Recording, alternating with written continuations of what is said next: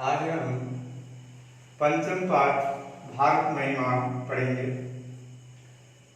भारतवर्ष की महिमा सर्वत्र गाई जाती है।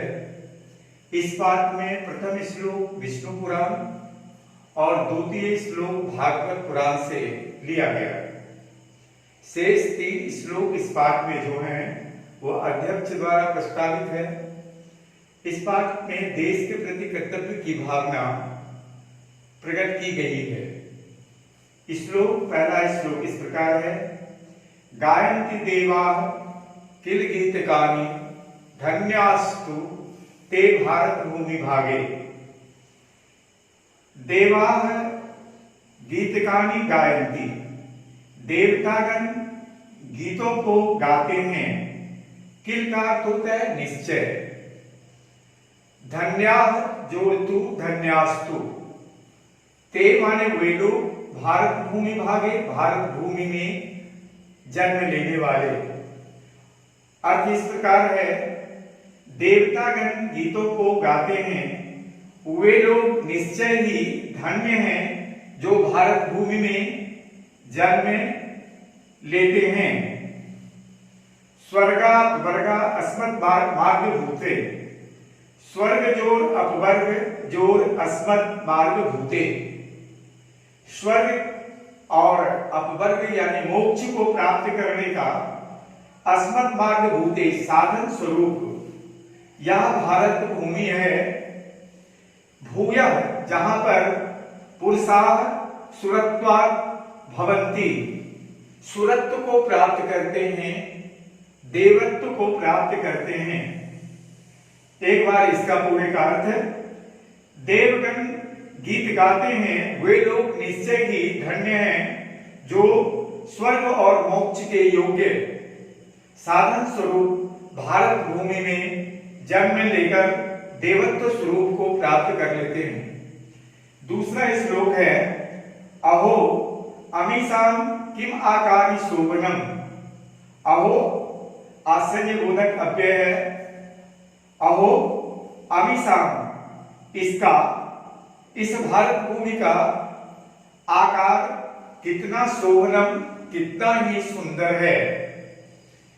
ऐसाम प्रसन्न, जिसको देखकर स्वयं हरि, स्वयं भगवान प्रसन्न होते हैं। सुदतु का अर्थ है अथवा। यह जन्म लब्धम निषु, जहां भगवान स्वयं, निषु का अर्थ है मनुष्यों में, लब्धम जन्म, जन्म को लेना चाहते हैं। भारता अजरे, भारत अजरे प्रांगण में, भारत के प्रांगण में। एक बार अर्थ इसका है। अहो, इस भारत भूमि का आकार कितना सुंदर है। अथवा स्वयं भगवान जहां मनुष्य के रूप में भारत के प्रांगण में जन्म लेते हैं और हम उनकी मुकुंद सेवा पाइकम अस्पृहायिनम, न माने हम लोग उनकी सेवा के योग्य हों, इसकी अस्पृहा करते हैं, इच्छा करते हैं। एक बार पूरे श्लोक का अर्थ इस प्रकार है। भगवान, अहो भारत भूमि का आकार कितना सुंदर है कि स्वयं भगवान भी इसको देखकर आनंदित होते हैं। अथवा भारत के प्रांगण में मनुष्य के रूप में जन्म लेते हैं और हम उनकी सेवा के योग्य हों, इनकी इच्छा करते हैं। तीसरा श्लोक है।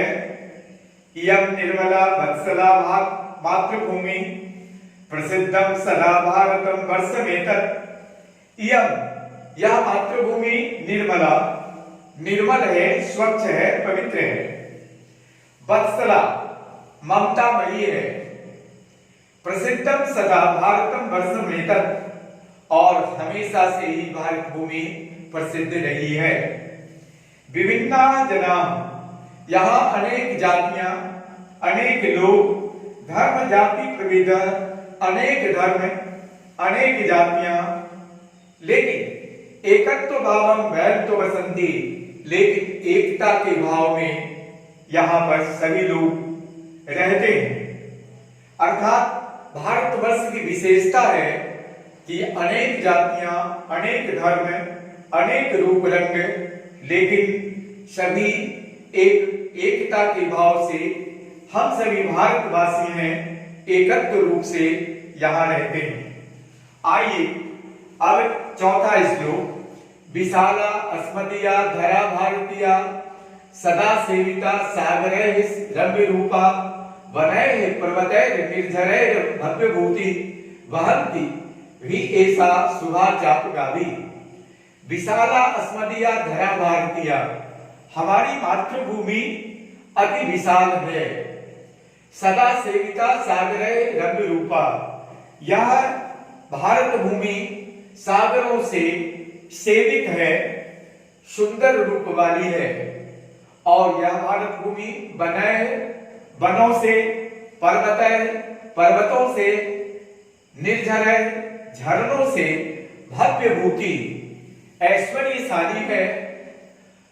ऐसा सुभा चापगावी वहंती, यहाँ बहुत सारी नदियां, शुभ करने वाली नदियां, सुंदर नदियां वहती है।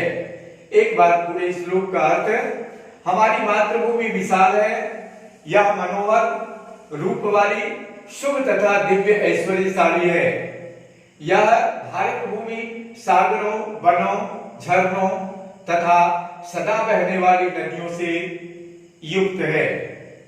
अंतिम श्लोक है, जगत गौरवम भारतम शोभनीयम सदा अस्माभिरेतत् तथा पूजनीयम भवेत् देशभक्ति समेषां जनानां परादर्श रूपा सदा वर्जनीया। जगत गौरवम, यह संसार का गौरव है।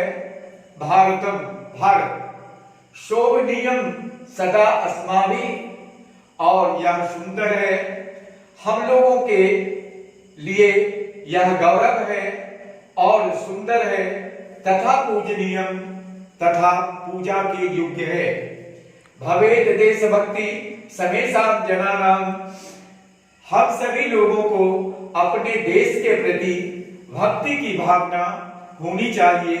परादर्श रूपा, इसके आदर्श रूप सदा ही आकर्षण करने योग्य है। एक बार इसका और पूरे श्लोक का अर्थ, यह भारत भूमि शोभायुक्त और संसार का गौरव है।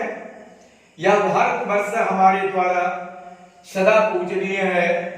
इस देश के प्रति हमारी देश भक्ति इतनी उत्कृष्ट हो कि वह दूसरों के लिए आकर्षण के योग्य तथा आदर्श रूप हो।